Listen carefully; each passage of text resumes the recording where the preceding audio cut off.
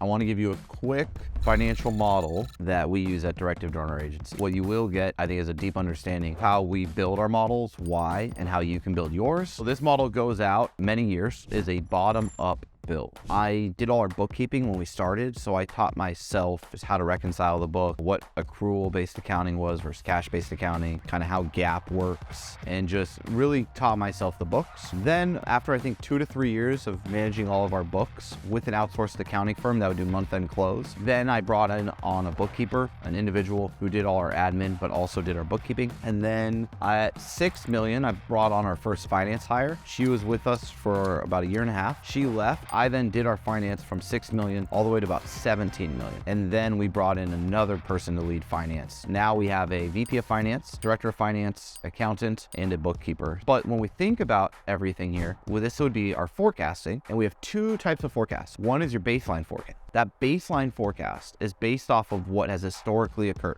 Almost all finance people and most agencies run off of just a baseline forecast. Now, the problem, in my opinion, with the forecast is I'm not happy with how we did last month. I want to be better. So what we do here is we build a second forecast called the growth forecast. And this is where we work with our business unit leaders and they set their vision for the following period. We run on trimesters. We do annual planning and trimesterly planning. You might run on quarters and annuals. But this is your chance when they set their vision, what their goals are, and they build their OKRs and you establish their KPIs, you want to hold them accountable to their potential, not to their past. And so the growth forecast is a bottom-up build that says, well, hey, what would sales do if we improved our close rate from 22% to 27%? And in our growth forecast, we'll model out what we want to occur based on a 27% close rate, not what's historically happened, let's say, which is a 23% close rate. By then accounting for those growth opportunities and believing into our team, we can now forecast our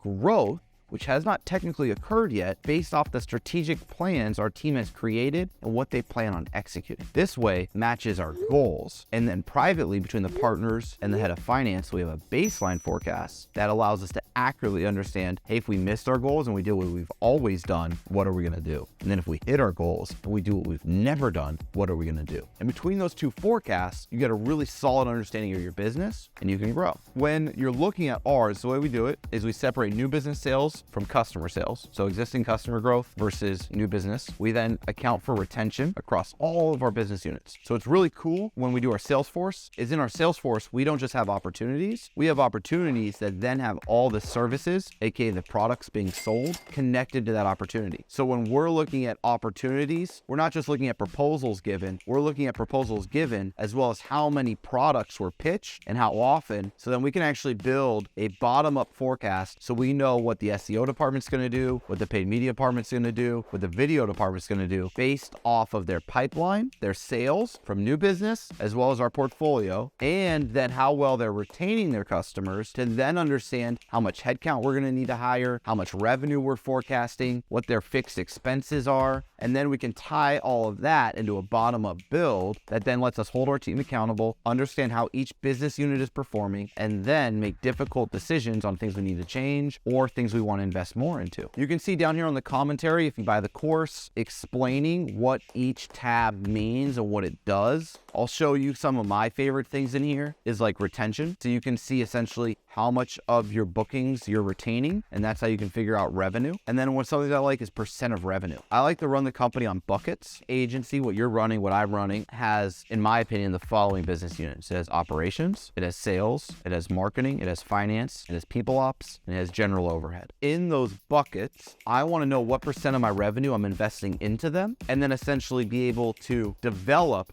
my ideal capital allocation environment to hit my EBITDA goals, my margin goals. And so by designing these things, what I'm always able to identify is where I'm underinvested, right? And underinvestment comes in 3 areas: time, people, and money. So usually what happens in my organization, and I'd argue in yours, is anytime you are underperforming at something, you are also underinvested in something, in time, people, or budget. And by understanding what that is, you can then fix those areas or be honest and tell your executive team and tell your company, we are okay being bad at these explicit things things at this time. And we're only okay at being bad at these things right now because we want to be solely focused on becoming great at these things. And by creating those trade-offs in those focus areas, by understanding your financials, you're going to be a better leader. You're going to be able to drive more performance out of your group. These are just a couple of slides in the tabs, but check out the course. Highly recommend you buy it. And I think you'll be able to find a ton of value out of assets like this.